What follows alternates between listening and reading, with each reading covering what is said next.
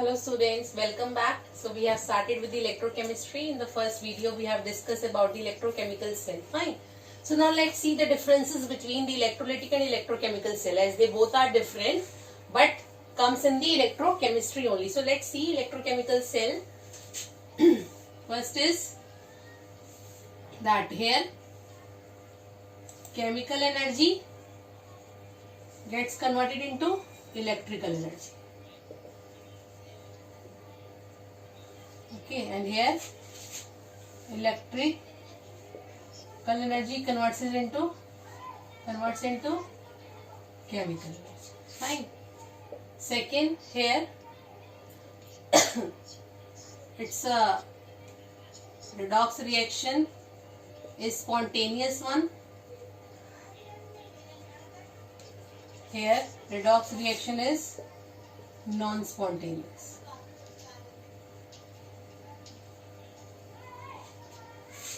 Here two electrolytes are required, only one electrolyte. Then here salt bridge is required, as we have seen, but here no salt bridge is required. And the last one, the important one, that here anode is negatively charged and cathode is positively charged. But here it is opposite. This is by convention only. Anode is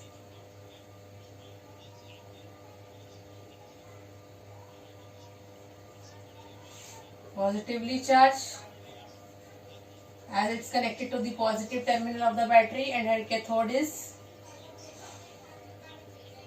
negatively charged.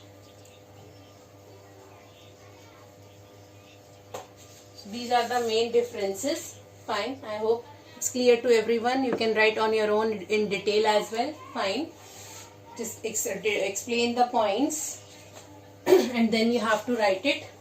Okay, now let's discuss the important part, how to represent the electrochemical cell. Okay, representation, very very important.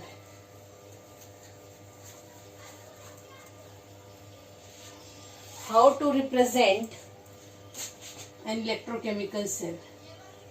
Representation of an electrochemical cell. Let's consider two metals. Fine. Okay. Then I am writing in general first, then we'll discuss the help of example. Any metal. Okay. Then say it's a metal 1. Fine. In the form of the metal only. Then vertical line will come. Okay.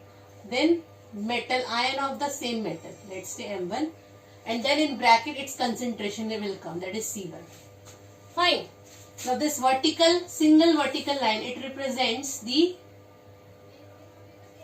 phase change. Phase change. Because here it is solid metal and here it is in aqueous form, solution. That is in the form of electrolyte. So this represents phase change.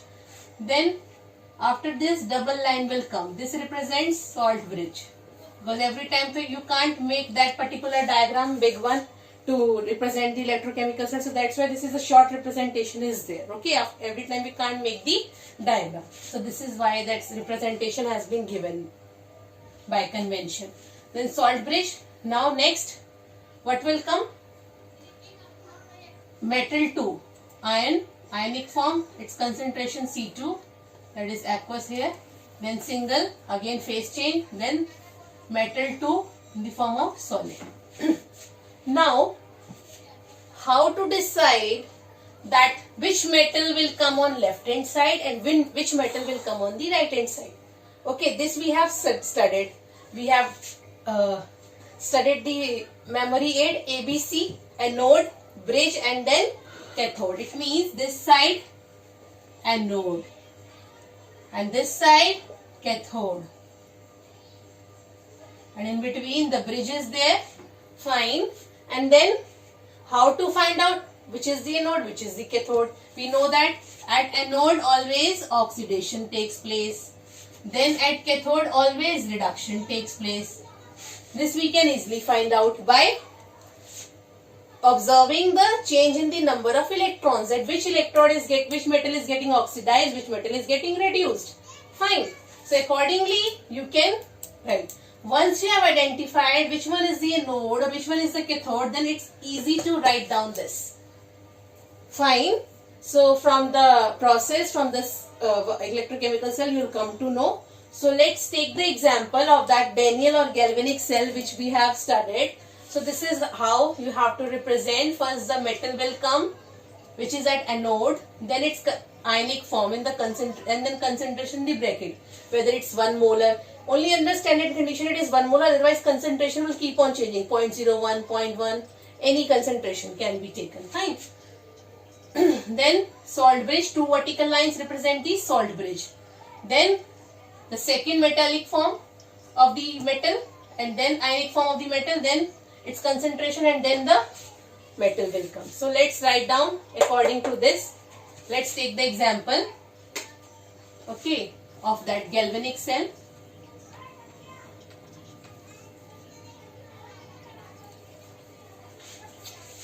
So what was the cell reaction? That zinc reacts with copper sulfate, gives you copper plus zinc sulfate. Fine. So let's write down but how question will come? The question will come in this way, that represent the given redox reaction. Okay, represent the given redox reaction in the form of an electrochemical cell. Then how you will represent? Let's see. So what will come? Now we know that how we know that? Because we have studied that in electrochemical cell, that is this one is the galvanic cell we have taken example, galvanic cell. In galvanic cell we already know that at zinc oxidation is taking place, at copper that copper is getting reduced, so reduction is taking place. This we know because we have studied. But in other cases how will come to know? So that will be, for that will be studying the next concept. Then you will come to know that where the oxidation and reduction is taking place. Fine. So 2 half cells we already know. Fine. Then for copper also. So let's write down now. Here zinc will come because oxidation is taking place. So zinc in the solid form, then vertical line will come, then Zn2 positive ion. Here the concentration was 1 molar, so write 1 molar in bracket. Here aqueous. Fine. Then 2 vertical lines will come. Then Cu2 positive ion, aqueous, then concentration. This you can write either below or here. It's one and the same thing. Then copper in the form of solid. Here you just mention, this is a bridge, so no need to mention again and again. If specifically they have given the bridge KCl and all, then you just write it here. Otherwise no need to write. Fine. So this is the representation of cell for this cell reaction. This is a cell reaction, overall reaction, and these are the half cell reactions. Fine. So this also you should know how to write. Let's take one more example. Copper reacts with silver nitrate. This is also one kind of displacement only. So copper is more reactive, it will displace silver. So copper nitrate gets formed plus silver. So balance the reaction. Here 2 will come. Here. So this is the reaction.